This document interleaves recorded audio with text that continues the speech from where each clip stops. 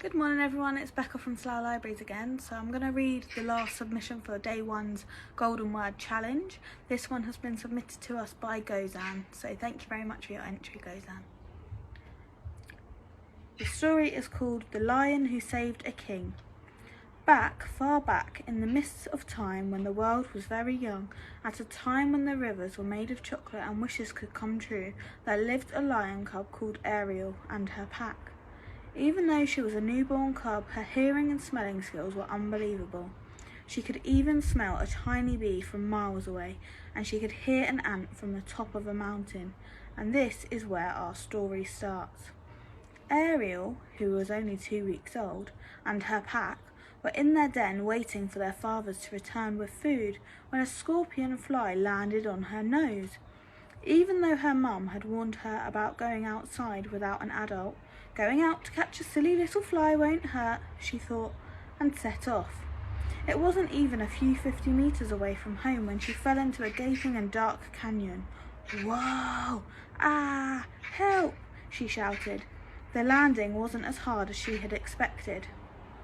It was though someone had sent her to fall into this canyon. The hands were soft and human-like. Humans? Wait. No, it can't be. Mama said that Papa chose a den where no humans can reach our pack.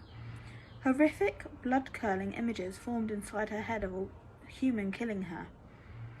When she woke up, she could see some blurry versions of humans. The bed was comfortable, but no, something was wrong. Why were there no weapons, no blood oozing out of my body, she thought. Hello, said a voice. My name is Victoria, Princess Victoria. What is your name? Not so conscious on what she was telling the princess, she said, My name is Ariel, please don't kill me. No, not at all, laughed the princess. I do not kill lions, and nor does my father, the king. I saved your life, that is all, though I must say I am pleased to see you. It has been years since me and my father last had visitors.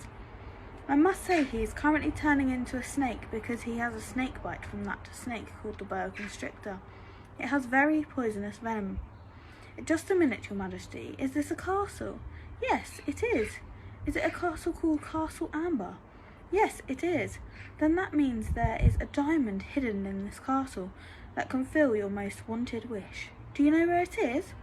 I am sorry, your highness. I am afraid I do not know where the diamond is, but what is that peculiar smell? She sniffed, and it led her to a small pebble shaped like a chicken bone. Ariel licked it. A bunch of words appeared on it. If you want the diamond, go to the elephant statue and stick this pebble in its left eye. What is it? The princess whispered. It is a treasure hunt, or more like, should I say, a diamond hunt. I'll go by myself, I'll be fine, and maybe you could tell where the elephant statue is. Of course, said Victoria. There is one in the far end of that corridor. Ariel didn't like the dark very much. But I must do it, she thought, and set off. The corridor was creepy. There were dark, dense cobwebs. The spiders clicked their mouths at her. I must go ahead, Ariel thought as she teared her eyes away from the cobwebs and squinted at the far end of the corridor. There was a tiny ray of sunlight. Run! Her brain shouted at her. Run! It said. Ariel ran and ran until there stood the elephant statue. Ariel took the pebble out of the tiny bag Victoria had given her and put it in the eyes of the elephant. The elephant gave a tiny jerk and its voice echoed in the chamber. Go to the far west of the castle ground. There will be the saint waiting for you who will tell you where to go. And then it went to its normal position. Oh well, Ariel thought, inhaling heavily. I must do it for Victoria and Ariel. She ran roaring around the statue and inside another spine-tingling corridor. Ariel came out the other side with a huge grin because she saw the saint. The saint gave her the clue to go to the chamber in the highest floor of the castle.